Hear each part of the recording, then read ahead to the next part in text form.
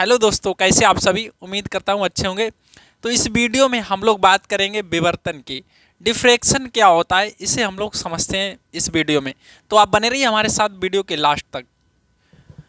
तो दोस्तों, आपने देखा होगा कि जब आप अपने किसी रूम में लेटे हैं और आपके रूम के पीछे से बारात निकल के जा रही, आहा हा बारात एकदम भांगड़ा भांगड़ा ऐसे जाता है कि नहीं। तो उसमें क्या है, भांगड़ा भांगड़ा करते हुए एकदम जाता है और उसमें आवाज आती है उसकी, है ना। गाना कौन सा बज रहा, आए हम, दुनिया भर गाने बजते रहते जो भी, तो सब आपको सुनाई देता है। बैंड की आवाज मार जड़म जड़म। लेटे हैं, जैसे आपने देखा होगा कमरे में लेटे हैं, तो कमरे में किसी कमरे में लेटी, और ये दो कमरे हैं और वैसे एक रूम में गुड्डिया लेटी और दूसरे कमरे में मम्मी उधर से आवाज लगी, गुड्डी उठो। अब गुड्डिया उधर से रोई, उधर से आंखें बंद करके, अरे उठो चाय बन गई चाय। अब अरे मम्मी मैं सो रही है तो आवाज सोने से कोई ऐसी आवाज लगा दी। फिलहाल में वो अलग ही चीज है, लेकिन हम यहाँ बात ये कर रहे हैं जैसे कि एक रूम से कोई आवाज लगाई जा रही है और दूसरे रूम में कोई सुन रहा है उसे। अपने बहुत सारे कमरे बने हुए हैं, ठीक है। अब किसी रूम में मान लिया क्या है, गुड्डिया लेटी हुई है, इसमें बड़ी बड़ी इसकी चुटियां लटक रही हैं, ठीक है, इसमें लेटी हुई। अब इधर से मम्मी ने दूसरे रूम से आवाज लगाई, बेटा गुड्डी उठो बिट्टा, मॉर्निंग हो गई। गुड्डिया कह रही, ओ माय गॉड। मतलब वो क्या है, सुन पा रही है आवाज को। कहने का मतलब क्या है, आवाज को सुन पा रही है, किसकी, मम्मी की आवाज को। तो बेटा मम्मी की आवाज को कैसे सुन पा रही, क्या है मम्मी बोल रही है दीवार को चीरती हुई आवाज उनके पास तक पहुंच पा रही है। हाँ, क्या आवाज जैसी यहाँ ध्वनि तरंगी गई तो एकदम क्या है, ये बंद एकदम दीवार है, तो क्या इसके घुसती हुई चलेंगे उधर को? नहीं बेटा, दीवार को ऐसी ध्वनि तरंगे, आप सोच रहे होंगे एकदम मम्मी ने आवाज ली बेटा गुड्डी, तो दीवार की जो ध्वनि तरंगे एकदम गई दीवार से कि हटो मुझे गुड्डी को जगाना है। ऐसे नहीं भाई, ऐसे नहीं, ऐसे नहीं। क्या हुआ, अब हमारा इसमें गेट होगा, अब गेट से ध्वनि तरंगे निकल के आएंगी। अब निकल के आएंगी तो अब इधर भी विंडो गेट वगैरह होंगे, तो ध्वनि तरंगे क्या करती हैं, देखती हैं दीवार इधर बात नहीं बनी तो इधर चली जाएंगी, किनारे से मुड़ती हुई फिर निकल के आएंगी ऐसे करके। तो वो कहाँ पहुँच गई, गेट से होती हुई गुड्डी के पास पहुँच जाती हैं। कहने का मतलब बच्चों ये है कि जब किसी तरंग के मार्ग में कोई अवरोध आता है तो वह उसके किनारों से मुड़कर निकल जाती है। इसी को हम बोलते हैं विवर्तन। क्या बोलते हैं, तरंगों का विवर्तन। और बच्चों ये जो तरंगों विवर्तन है ये सिर्फ तरंगों में ही होता है, कणों में नहीं होता है। तो आपको पूछा जाए कि विवर्तन किसका गुण है, विवर्तन तरंगों का गुण है, ना कि कणों का। आई होप आप चीज़ों को समझ पा रहे होंगे। तो बेटा एक दूसरी बात हम और आपको बताते, देखिए अब दूसरी बात यहाँ पे ये है, जैसे मम्मी ने आवाज़ लाई, गुड्डी करी, ओ माय गॉड मैं नहीं उठेंगे अभी, अभी तो काफ़ी टाइम है, पहुँच जाएंगे, उठ जाएंगे, अभी नहीं उठेंगे। तो मतलब जाग रही है, वो सुन रही है आवाज़ को, लेकिन मम्मी नहीं समझ पा रही जागी कि नहीं जागी। अगर मम्मी उसे देख लेती उसे तो वो समझ जाती, लेकिन वो देख नहीं पा रही हैं। देख क्यों नहीं पा रही बच्चा, इसमें देख इसलिए नहीं पा रही हैं क्योंकि ध्वनि तरंगे तो वहां तक पहुंच गई हैं, लेकिन क्या है, प्रकाश तरंगे बच्चों नहीं पहुंच पा रही वहां पे। तो आप सोच रहे होंगे कि प्रकाश तरंगे इसलिए नहीं पहुंच पा रही क्योंकि उनमें विवर्तन नहीं होता है। नहीं, यहाँ पे आप गलत हैं बच्चों। प्रकाश तरंगों में भी विवर्तन होता है और ध्वनि तरंगों में भी विवर्तन होता है, लेकिन प्रकाश तरंगों में विवर्तन, आप सोच रहे विवर्तन हो रहा है तो फिर गुड्डिया को देखना चाहिए। नहीं, थोड़ा आप समझिए। विवर्तन ये कहता है कि विवर्तन के लिए खास बात सबसे ये है कि तभी तरंग मुड़ेगी जब उसके मार्ग में जो अवरोध आएगा, उस तरंग जो तरंग जा रही है उसकी तरंग दैर्घ्य की कोटि का होगा। तरंग दैर्घ्य का कोटि का मतलब समझ रहे आप, जैसे हमारा तरंग दैर्घ्य समझे क्या हो, जैसे इस तरीके से तरंग जाती है, तो ये बेटा जो होते हैं इन्हें बोलते हैं श्रृंग, और जो नीचे बनते हैं इस तरीके से तो इन्हें बोलते हैं गर्त। तो किन्हीं दो क्रमागत गर्त या श्रृंग के बीच की दूरी को बोलते हैं हम लोग तरंग दैर्घ्य। तो हमारी जो ध्वनि तरंगें होती हैं उनकी तरंग दैर्घ्य बच्चों मीटर के लमसम मीटर में होती है। जो तरंग दैर्घ्य होती है किस में होती है, मीटर में होती है। तो हमारे आम भाषा में दीवार है, खिड़की, गेट वगैरह मीटर में ही लगभग नप जाएंगे सारे। ऐसा नहीं हमारे घर में 14 किलोमीटर का गेट लगा है, ऐसे थोड़ी ना होगा। अरे भाई मीटर में ही तो होगा। तो कुल मिला के जितनी भी हमारे आम जो चीज़ें हैं वो सब मीटर में ही लगभग हैं, तो इसलिए हमारी ध्वनि है वो इसे पार कर जाती है, किनारों से मुड़ के उधर निकल जाती है। जबकि यहाँ पे हम बात करें प्रकाश की तरंग दैर्घ्य, तो प्रकाश की जो तरंग दैर्घ्य बच्चों होती है वो एंगस्ट्रॉम में नापी जाती है। किस में नापती? एंगस्ट्रॉम का मतलब समझ रहे, 10⁻⁻10। किसी की तरंग दैर्घ्य मान लिया इतनी है, इतने एंगस्ट्रॉम है, तो इतने एंगस्ट्रॉम मतलब -10 पावर हो गई। तो कुल मिला के जब -10 पावर हो जाएगी तो पॉइंट यहाँ चला आएगा काफ़ी पीछे, तो मतलब एक बहुत छोटी ये राशि हो गई।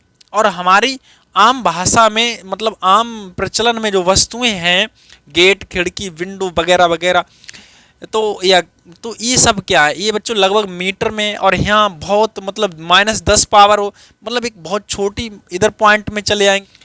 जबकि गेट, दीवार बहुत मतलब बड़े बड़े ये मीटर में, तो हमारी जो प्रकाश तरंगे हैं उनमें यहाँ पे विवर्तन नहीं हो पाता है। इसलिए गुड्डिया आराम से लेटी, हम नहीं अभी नहीं उठेंगे, हम ना मम्मी हम सो रहे। मम्मी समझ ही नहीं पा रही कि गुड्डिया क्या कर रही, सो रही कि नहीं सो रही, समझ रहे कि नहीं बात को। तो ये चीज़ें हैं, बस आवाज़ लगाती जा रही हैं, आवाज़ इनकी वहाँ उससे सुन पा रही है, वो अगर तेज बोलेगी तो वो भी सुन लेंगी यहाँ पे, समझ गए कि नहीं। तो कुल मिला के आई होप आप चीज़ों को समझ पा रहे हो। तो इसे हम लोग परिभाषा में बच्चों कैसे लिख के हम कह सकते हैं सीधे शब्दों में, जब किसी तरंग के मार्ग में कोई अवरोध आता है तो तरंग उसके किनारों से मुड़कर निकल जाती है, इसे बोलते हैं हम लोग तरंगों का विवर्तन। तो ये बेटा हमने आपको दिखा दिया है, जब किसी तरंग के मार्ग में कोई अवरोध आता है तो तरंग अवरोध के किनारों से मुड़कर दूसरी ओर निकल जाती है ना। तरंगों का अपने मार्ग में आने वाले अवरोध के किनारों से मुड़कर निकल जाना ही क्या कहलाता है? विवर्तन कहलाता है। ठीक है। अब बच्चों यहाँ पे आती है प्रकाश तरंगों का विवर्तन। जब किसी प्रकाश तरंग के मार्ग में कोई सूक्ष्म छिद्र या अवरोध आता है तो उसके किनारों से मुड़कर निकल जाना क्या है, जिसे प्रकाश के तरंगों का क्या कहते हैं? विवर्तन कहते हैं। निकल जाती है ना, तो उसे निकल जाता, तो भाई ये मतलब दोनों की भाषा लगभग एक ही है। यहाँ पे आप सूक्ष्म लगा दीजिए, क्या लगा दीजिए? सूक्ष्म लगा। तरंगों का, ध्वनि तरंगों का विवर्तन तो हम लोग व्यवहारिक रूप से देख सकते हैं। जैसे अभी मम्मी चिल्ला रही हैं तो आवाज़ सुन पा रही, या आपसे भी कोई चिल्लाता होगा तो आप समझ पाते होंगे। आप किसी रूम में लेटे हुए हैं, पीछे से एकदम बारात जा रही निकल के बैंड बाजे की, और हम एकदम आवाज़ आपको सुनाई दे रही, लेकिन आप उधर क्या सीन चल रहा है देख नहीं पाते आप, है ना। आवाज़ तो सुन लेते हैं, तो यानी कि आपको ध्वनि की तरंगें आप तक पहुंच पा रही हैं, जबकि प्रकाश की तरंगें आप तक नहीं पहुंच पा रही हैं।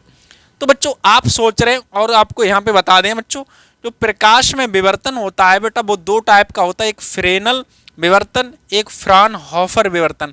अब बच्चों अगर आपसे पूछा जाए तो आप इस तरीके से बता सकते हैं कि विवर्तन कितने टाइप का होगा, एक फ्रेनल विवर्तन, एक फ्राउनहोफर विवर्तन।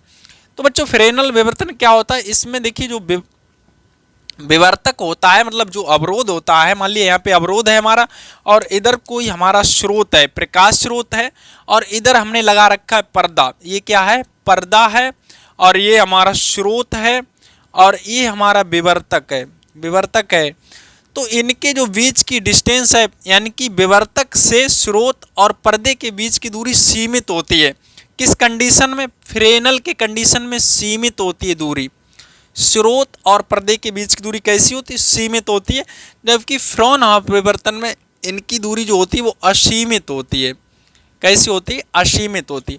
दूसरी बात बेटा ये और है कि इसमें जो आपतित और विवर्तित जो दोनों तरंगाग्र होते हैं, किस कंडीशन में? इस कंडीशन में विवर्तित तरंगाग्र, आपतित तरंगाग्र दोनों होते हैं बेटा, या तो गोलीय होंगे, कैसे होंगे? गोलीय, या फिर बेलनाकार होंगे, बेलना के आकार के। किसके? बेलनाकार।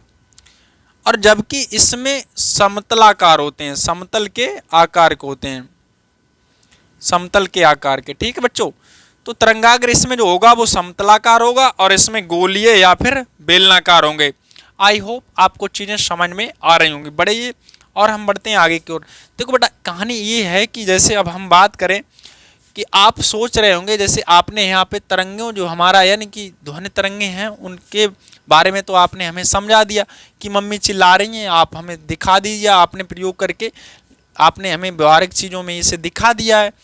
जबकि हमें आपने यहाँ पे जो हमारी प्रकाश तरंगे हैं इनमें विवर्तन कैसे हम देख पाएंगे। तो इनमें विवर्तन देखने के लिए बेटा एक प्रयोग किया जा सकता है।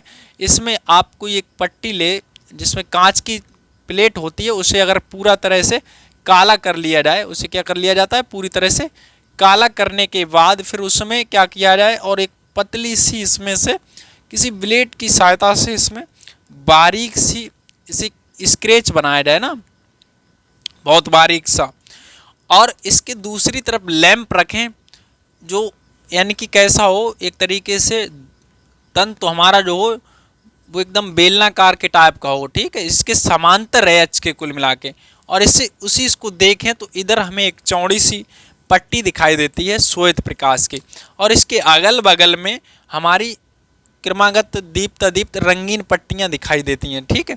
और जो रंगीन पट्टियों की दूरी होती है धीरे धीरे मतलब तीव्रता उनकी घटती चली जाती है, और इसके बाद और पतली भी होती जाती हैं। तो जो बीच में सबसे चमकीली बनती है उसमें पट्टी, तो बच्चों ये प्रयोग के लिए हमें ये जो झिर्री बनाई जाती है स्लिट में वो बहुत बारीक होनी चाहिए, ठीक है। तो इस तरीके से हम लोग विवर्तन को देख पाते हैं। तो विवर्तन जो हमारा प्रकाश तरंगों में देखने के लिए आम रूप से इस तरीके से दिखाई नहीं देता, इसके लिए हमें प्रयोग करने पड़ते हैं। और जबकि हमारा ध्वनि तरंगों में ऐसे आम भाषा में बहुत सारे हजारों आपको एग्जाम्पल मिल जाएंगे। हमें व्यतिकरण और विवर्तन में अंतर स्पष्ट करना है, तो हमने एक तरफ लिख लिया व्यतिकरण, दूसरी तरफ विवर्तन, और बीच में खींच लिया बेड़ा, बीच में क्या डाल लिया, बेड़ा। तो इसे डाल देते हैं बच्चों। अब इधर हमारा पॉइंट हो गया, देखिए इधर 4 पॉइंट इसमें हैं, बहुत अच्छे इन्हें समझिए बच्चों। पहला क्या है, व्यतिकरण क्या होता है, इसकी परिभाषा में हम बच्चों बता चुके हैं व्यतिकरण की पिछले वीडियो में। तो इसमें हमने बताया था कि दो कला संबंध स्रोतों से आने वाली प्रकाश तरंगों के बीच जब अध्यारोपण होता है बच्चों, तभी हमारा व्यतिकरण होता है। व्यतिकरण में क्या होता है बच्चों, दो स्रोतों से निकल जो कला संबंध स्रोत होते हैं वहाँ से प्रकाश किरणें आती हैं और उनके बीच अध्यारोपण होता है। इसकी वजह से तब हमारा कहीं क्या होता है, व्यतिकरण होता है। और इसमें क्या होता है, एक ही तरंगाग्र से के बिंदुओं से जो हमारी तरंगिकाएं द्वितीयक तरंगिकाएं चलती हैं उनमें व्यतिकरण होता है, तब हमारा जाके बनता है विवर्तन। तो इस तरीके से इनका पहला पॉइंट हो गया।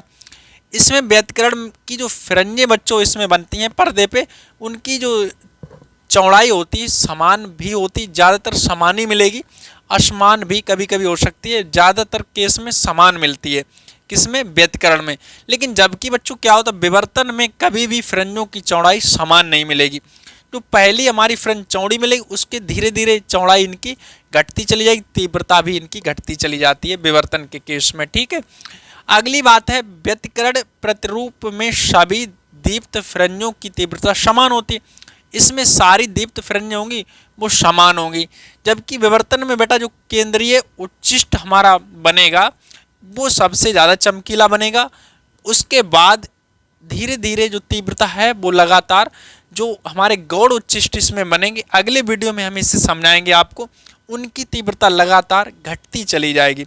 तो ये इसका हो गया, इनमें क्या है अंतर हो गया, इसमें सभी जो फ्रिंजें दीप्त होती हैं इनकी तीव्रता समान होती है, जबकि इनकी तीव्रता लगातार घटती चली जाती है।